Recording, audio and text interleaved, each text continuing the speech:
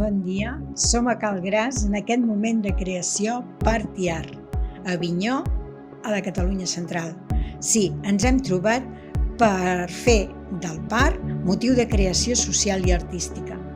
Totes les criatures hem nascut de mare, totes ben diverses dins les més diverses cultures. Podem no parir, però ser filles i fills ens iguala. El part i el naixement són essencials per la vida d'una criatura, de la dona, de la família, de l'espècie. Hem fet recerca de la presència del part dins l'imaginari col·lectiu. Hem cercat el part dins l'art i l'hem trobat molt poc reconegut. L'art i la cultura poden contribuir a donar una àmplia mirada i omplir el món simbòlic de nous valors. Poden copsar la bellesa i la tendresa intrínseques al fet de parir. L'Associació Nou Món, acompanyant Migjorn, hem decidit promoure i buscar complicitats per fer-ho possible, per portar la representació del part als escenaris i a les sales d'exposició. Per això ens trobem avui aquí, a Avinyó, a Cal Gras, en aquest moment de creació, que és el primer de tota una sèrie.